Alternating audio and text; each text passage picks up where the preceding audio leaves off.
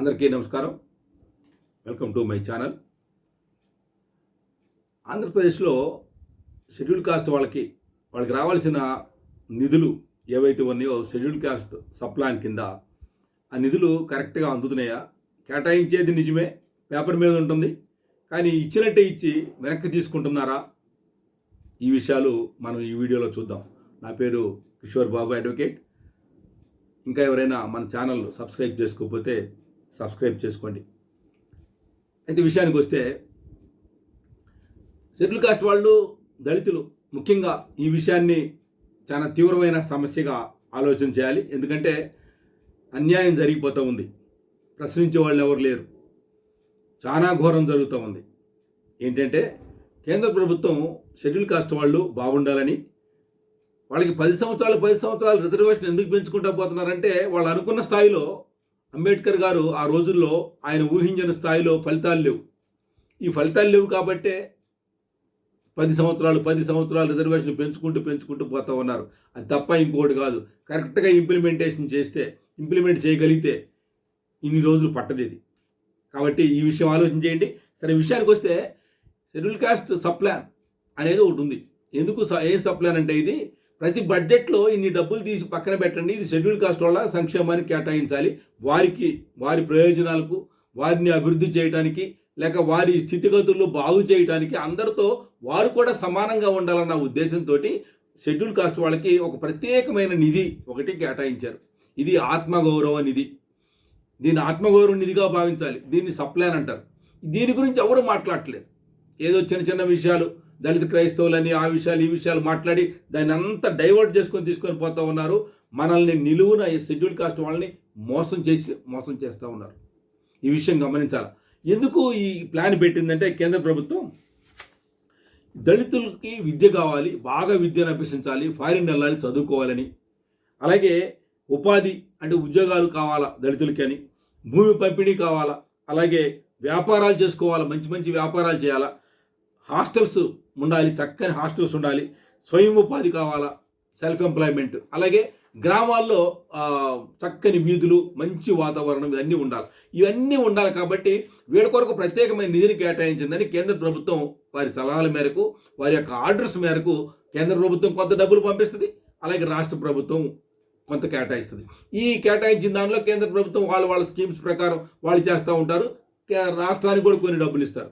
ఇక్కడ ఈ రాష్ట్ర ప్రభుత్వం ఏం చేస్తుందంటే, ఈ రాష్ట్రంలో ఉన్న బడ్జెట్లో 17.08% అంటే 17% అబోవ్ మనకి, అంటే కేవలం షెడ్యూల్ కాస్ట్కి సంబంధించిన వారికి అది కేటాయించి ప్రక్కన పెట్టి వారి సంక్షేమం కోసం ప్రత్యేకంగా వాడే డబ్బులు అవి.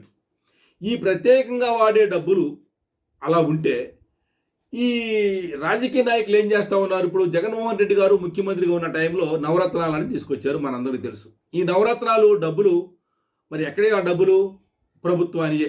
ఓకే, కరెక్టే, ప్రభుత్వం కదా ఖర్చు పెట్టాలి డబ్బులు. ఇప్పుడు నేను చెప్పే ఈ 20,000 కోట్లు ఉన్నాయే, ఇవి ప్రభుత్వానికి కాదు, ఇవి షెడ్యూల్ కాస్ట్ వాళ్ళు. ఈ పక్కన ఉండాలి ఈ ఒక బడ్జెట్. ఈ బడ్జెట్ ఒక అకౌంట్లో ఉండాలి, ఆ అకౌంట్ సోషల్ వెల్ఫేర్ డిపార్ట్మెంట్లో ఉండాలి, అవి అక్కడ ఉంటాయి. అది వీళ్ళ షెడ్యూల్ కాస్ట్ వాళ్ళకి సపరేట్ బడ్జెట్. అది ఈ నవరత్నాల్లో కానీ సూపర్ 6లో కానీ అవి రావు, అవి ప్రత్యేకం. అయితే ఇప్పుడు వీళ్ళు ఏం చేస్తున్నారు? ఇప్పుడు నవరత్నాలు ప్రోగ్రాం పెట్టారు. ఈ నవరత్నాల ప్రోగ్రాంలో మరి అన్నీ ఉన్నాయి కదా, ఈ ప్రోగ్రామ్స్ అన్ని వరుస పెట్టి ఏమేమి ఉన్నాయి నవరత్నాల్లో?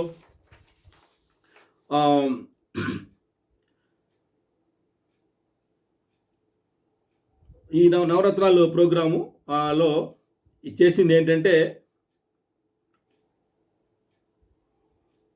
SC/ST సప్లాను, క్షమించండి, 2023-24 సంబంధించి 20,008 కోట్లు. ఇప్పుడేమో దీనిలోనేమో 20,281 కోట్లు, దానిలోనేమో 20,008 కోట్లు. ఏది? అప్పుడు జగన్మోహన్ రెడ్డి గారి టైంలో, ఆ టైంలో ఏది 23-24 అప్పుడే ఎలక్షన్లు వచ్చినాయి, దానికంటే ముందు అనమాట.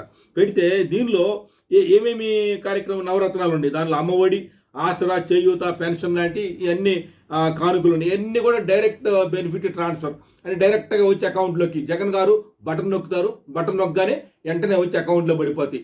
ఈ అకౌంట్లో పడాల్సిన డబ్బులు ఎక్కడి నుంచి పడాలి? జగన్ గారు ప్రత్యేకముగా రాష్ట్ర ప్రభుత్వానికి సంబంధించిన డబ్బుల్లో నుంచి పడాలి. అవును కదా? ఇప్పుడు కమ్మలకి, రెడ్డులకి, కాపులకి వీళ్ళందరికీ కూడా రాష్ట్ర ప్రభుత్వ బడ్జెట్లో ఏవైతే ఉన్నాయో ఆ బడ్జెట్లో ఉన్న డబ్బులు పడుతున్నాయి. కానీ ఎస్సీలు ఉన్నారు కదా, ఈ ఎస్సీలు స్కీమ్ కాదు ఇది. ఈ జనరల్ స్కీమ్. ఇది మనం గుర్తుపెట్టుకోవాలా. ఇప్పుడు జగన్ గారిది నవరత్నాలు అనేది జనరల్ స్కీమ్. ప్రతి ఒక్కరికి, అందరికీ, అన్ని కులాల వారికి. ఈ అన్ని కులాల వారికి సంబంధించిన బడ్జెట్ వేరు. ఇది ఎస్సీ ఎస్టీకి సంబంధించిన బడ్జెట్ ఇది వేరు. కానీ అన్ని కులాల వారికేమో జనరల్ దాంట్లో నుంచి డబ్బులు తీస్తారు. ఈ ఎస్సీ ఎస్టీ రాగానే ఇది నవరత్నాల్లో సంగతి నేను చెప్పేది. ఈ నవరత్నాల్లోనే ఎస్సీ ఎస్టీ రాగానే ఈ నవరత్నాల డబ్బులు ఎస్సీ ఫండ్లో నుంచి తీస్తున్నారు. ఇది గమనించాలా. ఎస్సీ ఫండ్లో నుంచి వాళ్ళకి రావాల్సిన, వాళ్ళు పొలాలు పర్చేజ్ చేయాలా, ల్యాండ్ కొనేసి వాళ్ళకి ఫ్రీగా ఇవ్వాలి, లేకపోతే ఇండస్ట్రీస్ పెట్టుకుంటామంటే వాళ్ళకి ఫ్రీగా డబ్బులు ఇవ్వాలా, ఇవన్నీ. లేకపోతే వాళ్ళ కాలనీలు బాగులేవంటే బాగుపరుచుకోవాలా, వాళ్ళ పిల్లలు అమెరికా పోతున్నారంటే అమెరికాకి డబ్బులు ఇవ్వాలా ఫ్రీగానే. ఇవన్నీ కూడా అవి ఫ్రీగా ఇవ్వాల్సిన డబ్బులు షెడ్యూల్ కాస్ట్ వాళ్ళకి సంబంధించినవి. వాళ్ళ అర్హతలను బట్టి, వాళ్ళ ఆర్థిక పరిస్థితులను బట్టి అవి ఇవ్వాలి. ఇప్పుడు ఏం చేస్తున్నారు? ఈ నవరత్నాలన్నీ పెట్టిన తర్వాత జగన్మోహన్ రెడ్డి గారు ఈ నవరత్నాలలోనికి ఆ డబ్బులు లాక్కొచ్చారు. ఆ డబ్బులు లాక్కొచ్చి జనరల్ వాళ్ళకి అందరికి పెట్టాల, ఎస్సీలకే పెడతారు. కానీ ఎస్సీలని ప్రత్యేకం చేసి, దీనిలో నుంచి జనరల్ దాంట్లో నుంచి ఎస్సీలు ప్రత్యేకంగా చేసి, వేరే పర్పస్ కోసం ఉపయోగించాల్సిన డబ్బులు ఏవైతే ఉన్నాయో ఎస్సీ సప్లాన్లో ఆ డబ్బులు తీసుకొచ్చి నవరత్నాల్లో ఖర్చు పెడుతున్నారు. ఇది అర్థం చేసుకోవాలి. అలాగే చంద్రబాబు నాయుడు గారు సూపర్ 6, ఈ సూపర్ 6 ఏం చేస్తున్నారు? ఈయన సూపర్ 6లో ఆయన పెట్టిన పథకాలన్నీ ఉన్నాయి కదా. ఏమున్నది? ఇప్పుడు ఎన్టీఆర్ భరోసా పెన్షన్ ఉంది, వృద్ధులకు 4,000 రూపాయలు. ఈ 4,000 రూపాయలు ఎక్కడి నుంచి పెట్టాలి? రాష్ట్ర ప్రభుత్వానికి సంబంధించిన బడ్జెట్లో నుంచి తీసివ్వాలి. కానీ ఇప్పుడు 4,000 రూపాయలు అందరికి అట్లా తీసిస్తున్నారు. కమ్మ, రెడ్డి, కాపు, ఇక వేలమ్మ, లేక ఇంక మీరు ఏ కులాలు చెప్పండి, అందరికీ దానిలో నుంచి తీసిస్తారు. దేనిలో నుంచి? రాష్ట్ర ప్రభుత్వ బడ్జెట్లో నుంచి. ఎస్సీలకు వచ్చేసరికి ఈ ఎస్సీలకి ఏం చేస్తున్నారంటే సప్లాన్లో ఉన్న డబ్బులు 20,000 కోట్లు ఉన్నాయి కదా, ఈ 20,000 కోట్ల నుంచి లాగుతున్నారు. అంటే వారికి కేటాయించిన డబ్బులు వారికి ఇస్తున్నారు. మనం బస్సుల్లో చూస్తాం చూడండి, ఏమంటారు? ఇది స్త్రీలకు కేటాయించిన సీటు, వారికి సీట్ కేటాయించిన సీట్లలో వారినే కూర్చొనిద్దాం అనే దానిలో. అంటే వారికి కేటాయించిన డబ్బులు, ఆ డబ్బులు ఎందుకు కేటాయించారు? వేరే పర్పస్ కోసం. వేరే పర్పస్ ఏంది? ఎస్సీ ఎస్టీలు బాగుపడాలని. ఇక్కడ ఎస్సీ ఎస్టీలు కాదు, ఇక్కడ రాష్ట్రం అంతా బాగుపడాలని నవరత్నాలు ఆయన పెట్టాడు, సూపర్ 6 ఈయన పెట్టాడు. వీళ్ళిద్దరు పెట్టి ఎస్సీలని సపరేట్ చేసి పడేశారు. ఆయన సపరేట్ చేశాడు, ఈయన సపరేట్ చేసి వాళ్ళ డబ్బుల్లోనే ఖర్చు పెడతారు ఎస్సీలకి. అందరికేమో గవర్నమెంట్ డబ్బులు ఖర్చు పెడతారు. ఎంత అన్యాయం అండి ఇది! వారికి పొలాలు కొనాలా, అవి కొనరు. వారికి స్థలాలు ఇవ్వాలి ఫ్రీగా, అది ఇవ్వరు. వారి పిల్లల్ని అమెరికాకు పంపించాలి, లేకపోతే రష్యా, జపాన్, జర్మనీ, ఎక్కడికైనా ఇంగ్లాండ్ పంపించాలి, ఆస్ట్రేలియా పంపించాలి, ఫ్రీగా పంపించాలా, అవి ఇవ్వరు. ఇప్పుడు ఆ సోషల్ వెల్ఫేర్ డిపార్ట్మెంట్లో డబ్బులు లేవు.